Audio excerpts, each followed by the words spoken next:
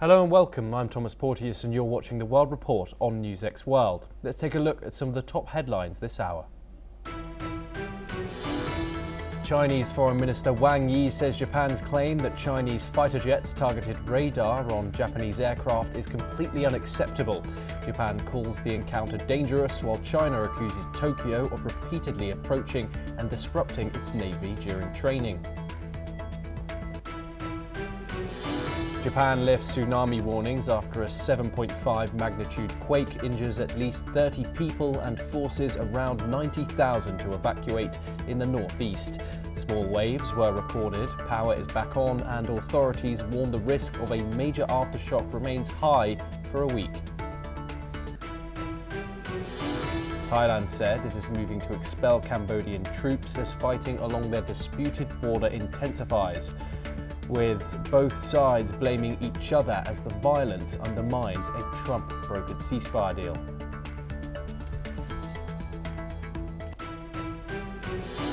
President Trump threatens a new 5% tariff on Mexico, saying it must immediately send more water under a bilateral treaty to support U.S. farmers. The agreement requires Mexico to deliver 1.75 million acre-feet of Rio Grande water to the United States every 5 years. Israel says its forces struck Hezbollah infrastructure in southern Lebanon, including a Radwan training compound, military structures and a launch site. The strikes come days after both countries sent civilian envoys to a ceasefire monitoring committee. Russian drone attacks hit Sumy for a second time in 24 hours, with more than 10 strikes in half an hour, knocking out power across the city. Authorities say critical infrastructure is running on reserve as the region copes with the blackout. Honduran candidate Salvador Nasrallah accuses rival Nasri Afura, backed by President Trump, of stealing the election, as Afura holds a narrow lead. Nasrallah claims the system failures and manipulation occurred as ballots favouring him were being counted. EU climate monitors say 2025 is on track to tie 2023 as the second hottest year ever recorded, following 2024's record heat. Global temperatures from January to November were 1.48 degrees Celsius above pre-industrial levels. We start this hour in Southeast Asia, and in Cambodia at least 7 civilians have been killed and 20 others wounded in renewed Thai attacks along the Cambodia-Thailand border, officials from Cambodia have said. The country's defence ministry has also confirmed the casualties, while former leader Hun Sen said his country had retaliated after denying any response for 2 days. Let's listen in to what the Malay Sochita spokeswoman of Cambodia's defence ministry had to say. ថ្ងៃទី9 ខែធ្នូឆ្នាំ2025 នេះភាគីថៃនៅតែបន្តរំលោភបំពានលើបទច្បាញ់និងសេចក្តីថ្លែងការណ៍រួមស្តីពីកិច្ចព្រមព្រៀងសន្តិភាពរវាងកម្ពុជាថៃ ដោយសារសកម្មភាពដ៏កក្លឿនរបស់ភាគីថៃដែលបានបើកការបាញ់ប្រហារមុននឹងឈ្លានពានមកលើដែនអធិបតេយ្យស្របច្បាប់របស់កម្ពុជា កងកម្លាំងកម្ពុជាគ្មានជំរឿសអ្វីក្រៅពីការប្រើប្រាស់សិទ្ធិការពារខ្លួនក្នុងដែនអធិបតេយ្យនិងបូរណភាពទឹកដីរបស់ខ្លួនប្រយុទ្ធប្រឆាំងការឈ្លានពានខុសច្បាប់មកលើបូរណភាពទឹកដីកម្ពុជាដោយយោធាថៃ ដោយមានចែងនៅក្នុងមាត្រា 51 នៃធម្មនុញ្ញអង្គការសហប្រជាជាតិគិតនៅត្រឹមវេលាម៉ោង 6 ព្រឹក យើងឃើញថាមានផលប៉ះពាល់ទៅដល់ប្រជាពលរដ្ឋស៊ីវិលធ្វើឲ្យបាត់បង់ជីវិតចំនួន 7 រូប និងធ្វើឲ្យប្រជាពលរដ្ឋស៊ីវិលរងរបួសចំនួន 20 រូប Meanwhile, in Thailand, 2 more Thai soldiers have been killed in border clashes with Cambodia, the army says. This brings the total Thai military death toll to 3. 1 soldier died from indirect fire in Surin province. Another was killed by a grenade near the Praya Vihar Temple, a UNESCO World Heritage Site. Let's listen in to what the Surasant Kong Siri, spokesperson for Thailand's Ministry of Defence, had to say. Additional clashes occurred in several areas. The Cambodian troops continuously fired weapons into Thai territory, and reports indicated that Cambodia had moved long-range weapons and heavy weapons into the border with Thailand, and of course with the intent to use those weapons to fire at the Thai installations and of course other civilian facilities and homes. The fourth point is that Thailand's possession, including its military operations, will continue until Cambodia changes its stance, such as returning to the genuine path of peace. Both sides are blaming each other for reigniting the conflict, and tensions remain high along the border as fighting continues. Okay, now joining us is Professor Georgi Toleraya. He's a professor at the Russian Academy of Science in Moscow, joining us live from Bangkok in Thailand. Thank you very much, Professor Toleraya, for joining us. What's the mood in the Thai capital right now? This renewed fighting has broke out over these last couple of days. Well, actually, I'm not in Bangkok. I'm a little bit out of Bangkok, Okay. and luckily far away from the area where the conflict takes place. But it's very unfortunate that both sides began fighting again, although it was predictable, because the agreement signed in the presence of President Trump was very temporary and concerned only a few points of disagreements. And there's lots to be decided on the border, lots to be decided through negotiations on this long-term territorial issue. And so far, nothing much is done in this direction.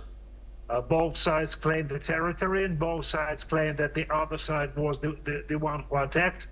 I leave this with that, but the reality is that both sides exchange fire, people are being killed, and lots of people, thousands of people have to be evacuated from the region.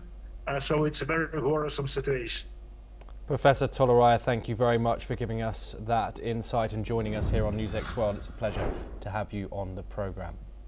We now move on and to a related development. United Nations Secretary General Antonio Guterres has expressed deep concern over renewed clashes between Thailand and Cambodia.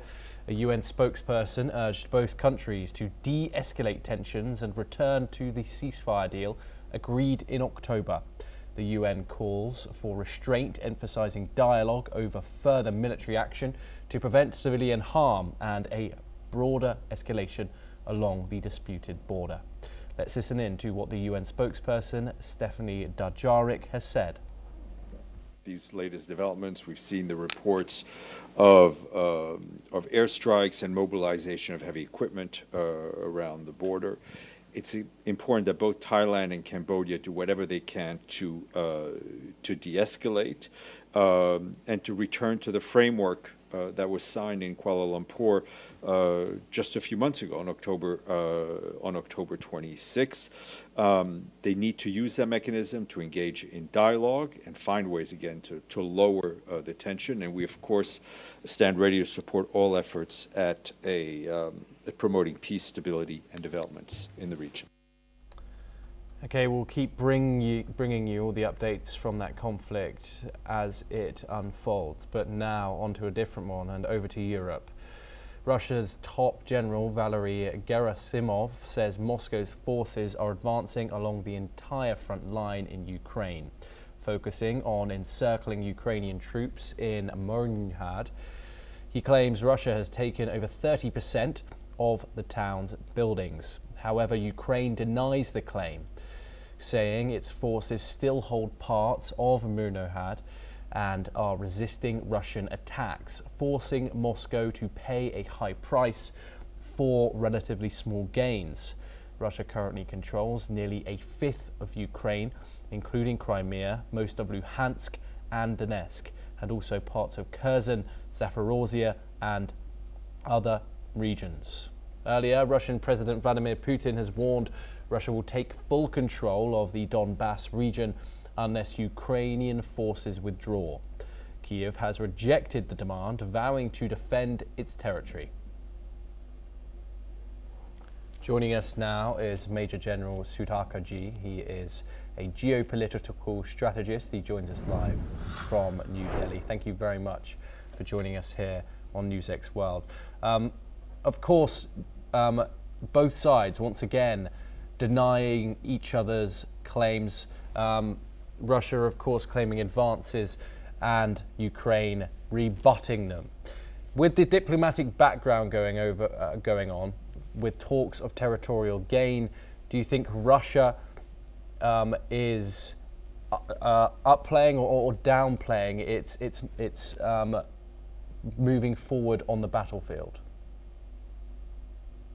Thomas, good afternoon. Thank you for getting me for your show. As regards the question which you have raised, without doubt, Russia is always expected to up the ante as far as the conflict is concerned, because its primary aim is to enhance the current holding of approximately 19.2 or 8%, 20% of the total land of Ukraine under its occupation. It would like to increase this particular holding, particularly in Donetsk region or Donbas region in Donetsk, these are two twin cities that you were mentioning, Marnohod and Provox. And these two cities are mining cities, and they hold lots of importance for future operations. And there is a rail and also a road link, a railway and a road link which actually converge at these two cities. Interstate distance is between 20 to 40 kilometers, and the battle has been raging for quite some time. Russia, going by its operational imperative, has to capture both the cities, twin cities, in order to give a holistic kind of domination of the Donbas region. If it doesn't hold, then perhaps it will leave open avenues of replenishment, logistic support, and move forward of troops by Ukrainian forces against the Russians. That is one part. Second part, as regards the holding of these two twin cities, particularly Marnohod, which Ukraine claims that it's holding intact, it is incorrect. If you join the dots, Russia is making very significant headway, and in due course of time, let's not be surprised that it is going to be under the occupation of Russia. They are very clear in their objective. They're going ahead, and it is a kind of a communication center. If they don't capture it, then they will be making all their positive assets or the developments that they have made, the gains they have made so far, will be subjected to very serious vulnerabilities and infiltration and attack by Ukrainian forces. Therefore, they are left with no option but to close down on these two twin cities and consolidate, so as to prevent Ukrainian forces attacking them in future. Yeah, and of course, according to this data, 19 to 20% of Ukrainian territory Russia occupies. If that is the case, does a sweeping line-wide advance stand up to scrutiny, or could this be more propaganda? No, this is actually the realistic and the pragmatic or military operations which are going on, and they're under the occupation of Russia, is absolutely real and truthful. There is no propaganda in this. In fact, if you allow me to add on, being a military man, I would say Russia would continue. If the peace doesn't begin or the ceasefire doesn't begin in time, if it keeps getting delayed, my take on the whole issue, if I have to put my feet in the shoes of Putin, not that it is to be encouraged, his military operations would become viable and comprehensive only if he extends the line of contact towards Odisha. Thereby, denying all the porting and the berthing facility of the ships and the frigates of Ukraine and other like-minded countries in support of Ukraine to Black Sea. That should be his objective. If I have understood his plan and mind, his aim would be to extend the line and carry forward the operations towards Odisha as soon as possible. Hopefully in foreseeable future, that would be his objective. But as of now, 19.2% is not a propaganda. It is under occupation by Russia, and it is unlikely to be negotiated by Putin because there are 30% of the population in Donbas region are Russian-speaking origin, and the Russian language has been excluded from the constitution of Ukraine. That is actually the bottom line, a point of trigger, which is compelling. One of the reasons why S2 Russians are being compelled to extend their support and so as to ensure safety and security of the Russian-speaking Ukrainians in the Donbas region. Major General Sadaka Ji, do stay with us as we have further news. US President Donald Trump has called a $140 million fine imposed on Elon Musk's social media company X by EU tech regulators a nasty one, and said he did not understand how European regulators could justify the move. Let's take a listen into the statements. Look, Europe has to be very careful. They're doing a lot of things. We want to keep Europe Europe. Europe is going in some bad directions. It's very bad for the people. We don't want Europe to change so much. They're going in some very bad direction. This comes as the EU announced the imposition of the fine for several failures to comply with the rules governing large digital platforms. A European Commission spokesperson said the fine against X's holding company was due to the platform's misleading use of a blue check mark to identify verified users, a poorly functioning advertising repository, and a failure to provide effective data access for researchers. Okay, Major General G joins us once again. This follows comments from Antonio Costa yesterday, the EU Commission chief, saying that US companies shouldn't get involved in EU politics. Of course, the European Union has now fined X over these platform failures. Is this an ongoing trend? And what are your thoughts on Donald Trump's comments, given, of course, the relationship with Elon Musk that the US president has? Excellent point. Reading between the lines that you have actually flagged, I tend to endorse your sentiments, and also for a change, I would say I am with Donald Trump's observation, regardless of the relationship between him and Elon Musk. I personally feel that Brussels is going overboard and trying to support and impose a restriction on Elon Musk's X company. Why am I saying this is that if you go read between the lines, go deeper into the issue, you will come across a very fine print which are related directly to freedom of speech. And in democracy like European Union, they are supposed to be the epitome of liberal democracy in the world order today. If they are going against the freedom of speech, I think there is something wrong.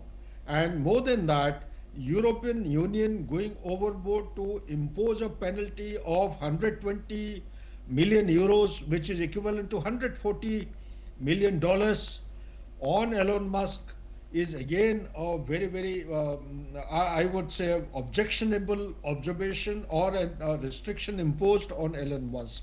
I personally feel there is something behind what is visible.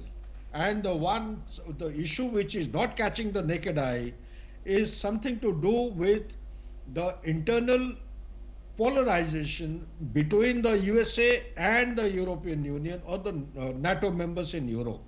This is one. Second, I personally feel with the national security strategy 2025 of USA having been disclosed or having been published day before yesterday, it has got a lot to do on that.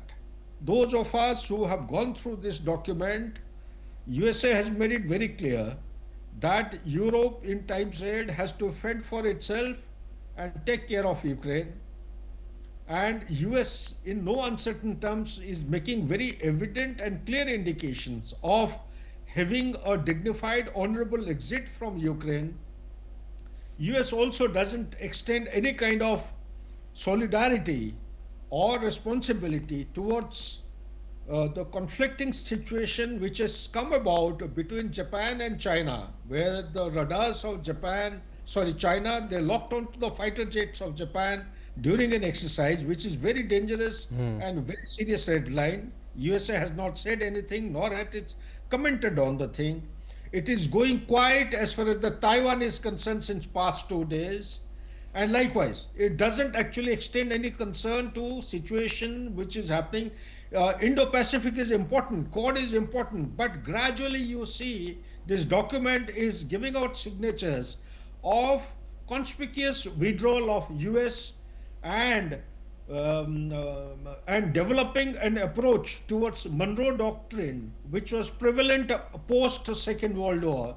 That is, look after the territory of Americas. When I say Americas, it is North America and South America alone, and leave the rest of the world to fend for themselves. So it is a very, very clear-cut indication. This could be the underlying thing which is actually, fomenting misunderstanding in terms of imposing restrictions on Elon Musk. May or may not be.